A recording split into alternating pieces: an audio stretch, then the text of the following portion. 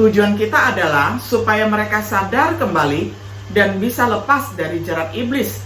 Sebab bukan kebetulan orang-orang mengikuti ajaran sesat, melainkan karena mereka ditipu dan diikat oleh iblis supaya menjadi kaki tangannya.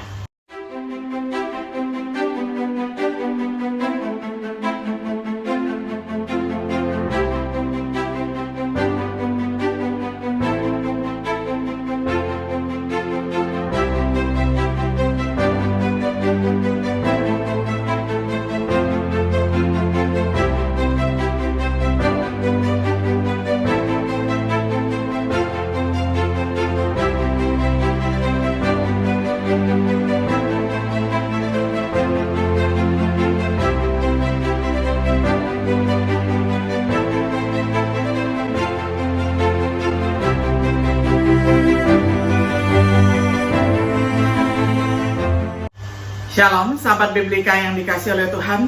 Sungguh senang kita dapat berjumpa kembali di dalam acara refleksi sahabat Biblika. Pada hari ini kita tiba pada episode yang ke-38 di dalam serial pembahasan kitab Kisah Para Rasul dengan tema Pelayanan di Pulau Siprus. Kita akan membaca firman Tuhan bersama dari Kisah Para Rasul pasal 13 ayat 4 hingga ayatnya yang ke-12. Saya akan bacakan untuk kita semuanya di dalam terjemahan sederhana Indonesia. Karena penugasan dari Roh Allah tadi, mereka pergi ke Seleukia dan dari situ mereka berlayar ke Pulau Siprus. Sesampainya di kota Salamis, mereka menyampaikan berita keselamatan dari Allah di rumah-rumah pertemuan orang Yahudi. Markus, yang juga dipanggil Yohanes, ikut untuk membantu mereka. Selanjutnya mereka menjelajahi banyak tempat di pulau itu sampai tiba di kota Pafos. Di sana mereka bertemu dengan seorang Yahudi yang adalah tukang sihir sekaligus nabi palsu. Namanya Bar Yesus, dan dalam bahasa Yunani dia dipanggil Elimas. Sudah cukup lama dia berteman dengan gubernur pulau itu yang bernama Sergius, yang juga disebut Paulus, seorang yang cerdas. Suatu hari gubernur memanggil Barnabas dan Saulus karena dia ingin mendengar berita dari Allah itu. Tetapi Elimas menentang mereka berdua untuk menghalangi gubernur Sergius percaya kepada Yesus.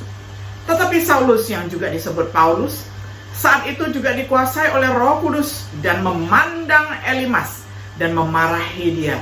Hei pengikut iblis, hatimu penuh dengan penipuan dan ajaran sesat. Kamu adalah musuh dari semua hal yang benar. Kapan kamu berhenti memutarbalikkan jalan Tuhan? Awas, Tuhan sekarang memukulmu, dan kamu akan menjadi buta untuk sementara. Bahkan kamu tidak akan bisa melihat sinar matahari. Tiba-tiba ada sesuatu seperti kabut gelap yang menutupi Elimas. Lalu dia berjalan meraba-raba dan berusaha mencari orang untuk menuntunnya dan membawa dia pergi.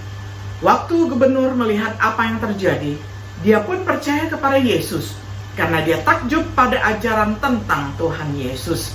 Sampai demikian jauh pembacaan firman Tuhan dari Kisah Para Rasul 13 ayat 4 hingga ayatnya yang ke-12. Sahabat Biblika yang dikasihi oleh Tuhan, sebelumnya kita telah mempelajari panggilan Barnabas dan Saulus, dua orang yang bekerja dengan gereja di Antioquia dengan para nabi dan guru lainnya. Mereka dikhususkan oleh Roh Kudus untuk pekerjaan yang dia sediakan untuk mereka. Diutus ke gereja dengan berdoa, puasa, dan penumpangan tangan. Jadi perjalanan misi mereka dimulai diutus oleh Roh Kudus.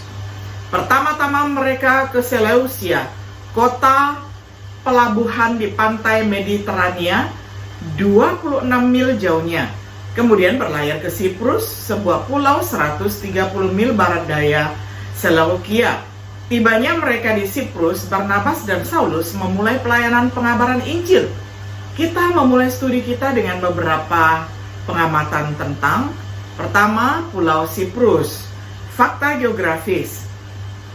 Terletak di 70 km sebelah selatan Asia Kecil, 123 km sebelah barat Syria, pulau terbesar ketiga di Mediterania setelah Sisilia dan Sardinia.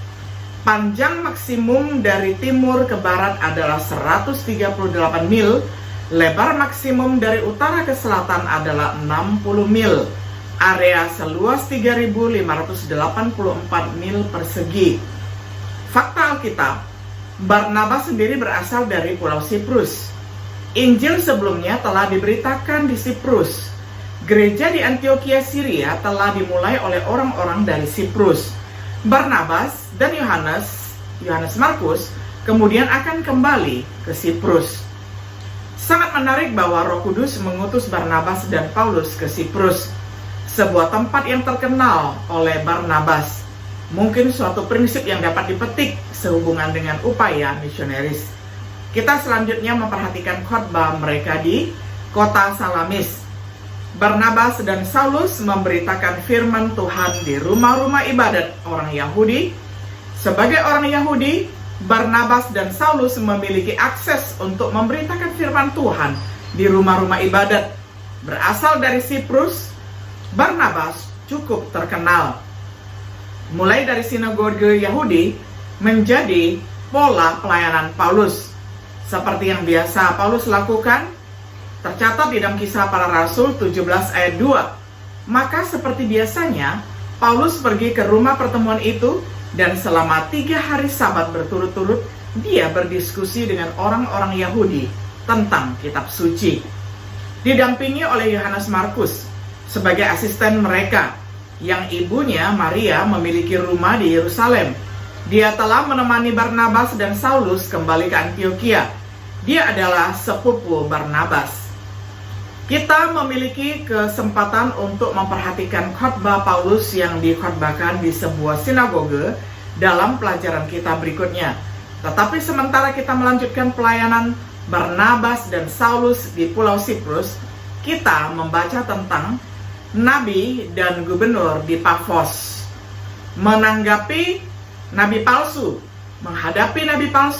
seorang Yahudi yang bernama Bar-Yesus, yang juga disebut Elimas, adalah si penyihir yang bersama gubernur Sergius Paulus, orang yang berusaha mencegah Sergius Paulus untuk mendengarkan Injil, yang secara ajaib dibutakan oleh Saulus yang juga disebut Paulus. Dipenuhi dengan Roh Kudus, Paulus tidak bertindak atas inisiatifnya sendiri. Dia digerakkan oleh Roh Kudus, yaitu diilhami, mampu melihat Elimas apa adanya, penuh dengan iri hati dan penipuan, seorang putra iblis, pengikut iblis, dan musuh kebenaran, selalu mencari cara untuk memutarbalikkan jalan Tuhan.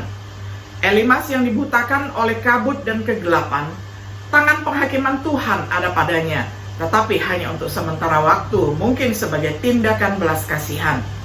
Haruskah kita meniru cara Paulus? Tidak, terkecuali bila kita diilhami. Lagi pula memang tidak pantas seorang hamba Tuhan Yesus bertengkar.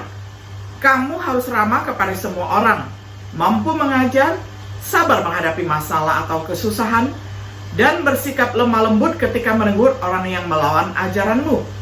Karena kita bekerja dengan harapan bahwa Tuhan akan mengubahkan hati mereka supaya bertobat dan menerima ajaran yang benar.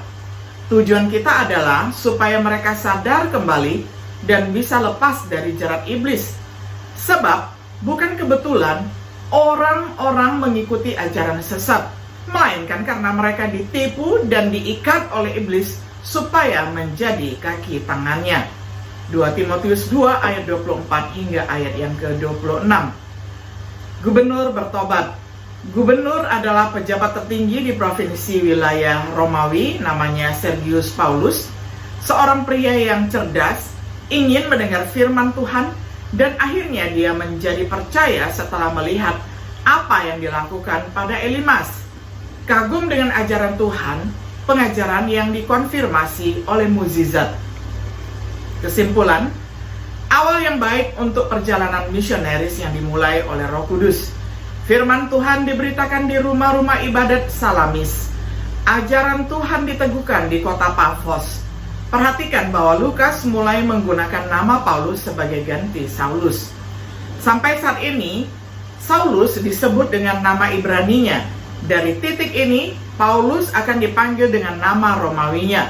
Perhatikan juga bagaimana Paulus mulai didahulukan penyebutannya atas Barnabas. Sebelumnya, kedua orang itu disebut Barnabas dan Saulus. Sesudah kejadian ini, maka yang disebut duluan adalah Paulus, Barnabas, sampai kepada kisah-kisah selanjutnya. Sekarang kedua orang itu akan disebut Paulus dan Barnabas, baik dari Kisah Para Rasul 13, 43, 46, kemudian di ayat yang ke-50 ya, semuanya kita perhatikan bahwa nama Paulus yang disebut terlebih dahulu di dalam Kisah Para Rasul 13 ini. Prioritas Paulus terlihat lebih jauh ketika Lukas menggambarkan kepergian mereka dari Pafos. Ketika Paulus dan rombongannya meninggalkan Pulau Siprus, mereka berlayar ke Perga di Pamfilia, di mana kita akan memulai studi refleksi biblika berikutnya di hari esok. Sahabat Biblika yang dikasihi oleh Tuhan, melalui kisah perjalanan para rasul yang tercatat di dalam kitab Kisah Para Rasul, kita terkagum oleh penyertaan Tuhan yang luar biasa. Bahkan pekabaran Injil itu dirintis oleh Roh Kudus. Roh Kuduslah yang mengkhususkan dan memisahkan, yakni Paulus dan Barnabas dari jemaat Antioquia, sehingga mulai diutus ke Siprus dan untuk perjalanan misi berikutnya. Kita melihat bahwa pekerjaan yang disertai oleh Tuhan itu adalah jalan yang dibukakan oleh Roh Kudus. Dan biarlah setiap dari kita pada saat ini sebagai murid Tuhan Yesus, kita juga senantiasa mendahulukan pimpinan Tuhan di atas kepentingan pribadi. Biarlah kita dapat membedakan yang jelas mana pimpinan Tuhan dan mana keinginan pribadi, dan kiranya kita taat sepenuhnya kepada pimpinan Allah Roh Kudus. Kiranya Tuhan Yesus memberi pimpinan, pertolongan, dan menyertai kita selalu. Shalom.